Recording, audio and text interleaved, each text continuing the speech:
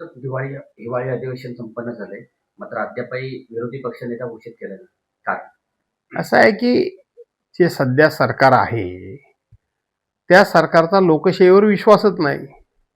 त्यांना डॉक्टर बाबासाहेब आंबेडकरांचं संविधानच मान्य नाही आणि म्हणून ज्यांचा लोकशाहीवर विश्वास नाही त्या लोकशाहीमध्ये सत्ताधारी पक्षाच्या बरोबरीनं हा विरोधी पक्ष देखील मजबूत असला पाहिजे.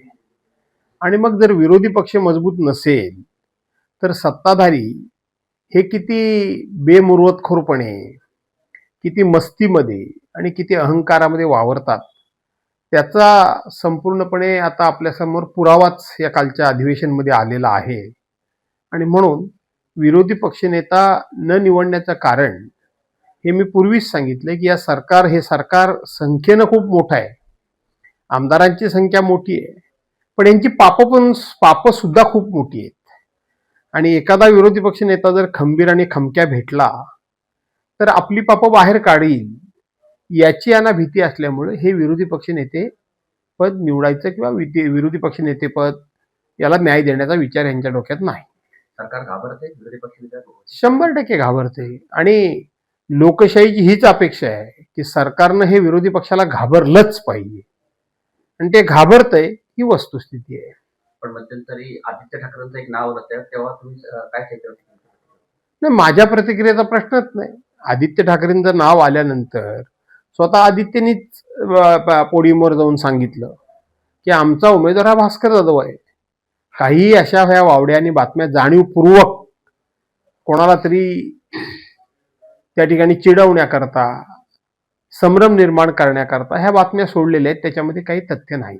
काल माणिकराव कोकाटेंनी राजीनामा दिला. राजीनामा दिला असं काय माझ्या वाचनात कुठं नाही, परंतु त्यांच्याकडची सगळी खाती काढून घेतली आणि राजीनामा जर दिला असेल तर पहिल्या दिवसापासून माणिकराव कोकाटेंच्या पाठीमागं मंत्रिपद मिळाल्यापासून शुक्लकाष्ट लागलेलीच होती. मध्यंतरी त्यांचं खातं काढून घेण्यात आलं, कृषी खातं, त्यांना आता स्पोर्ट म्हणजे क्रीडा खातं दिलं. आता तिथेही त्यांनी जो काही खेळ केला त्या खेळामुळं त्यांना या ठिकाणी राजीनामा द्यावा लागला.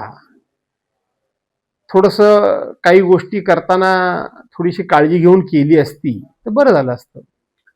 त्यानंतर जिल्हा परिषद पंचायत समितीच्या निवडणुका लागणार आहे. गुहागरमध्ये आतापर्यंत तुम्ही 2च ठिकाणी उमेदवार जाहीर केले, बाकीचे उमेदवार तुम्ही कधी जाहीर करणार?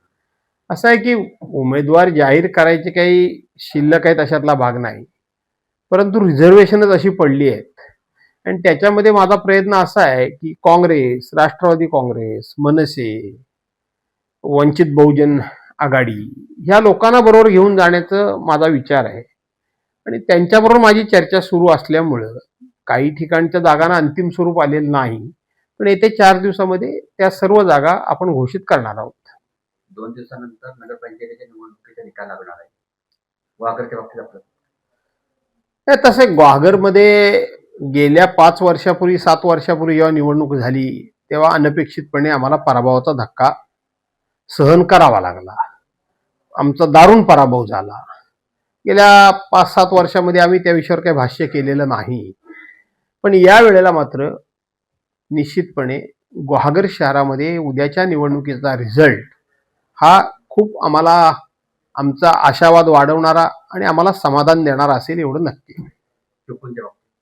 चिपळूणमध्ये 100% ज्यांना मी पाठिंबा दिलाय ते शरदचंद्र पवारसाहेब गटाचे अध्यक्षपदाचे उमेदवार रमेशराव कदम हे निर्विवाद निवडून येतील आणि त्यानंतरचे जे खालचे नगरसेवक आहेत ते सुद्धा बहुसंख्य नगरसेवक हे आमच्याच विचारांचे निवडून येतील.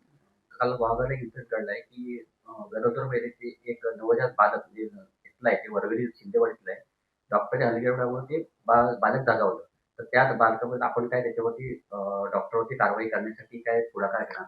नाही, डॉक्टरवर कारवाई तर करावीच लागेल, पण 7 वर्षापूर्वी ज्या वेळेला ही नगरपंचायत आमच्या ताब्यात होती त्यावेळेला या हॉस्पिटलमध्ये आमचे सहकारी लोक सकाळ संध्याकाळ जात असत, लक्ष ठेवून असत. अनेक गोष्टी हॉस्पिटलमध्ये आपण पुरवण्याचं काम केलं.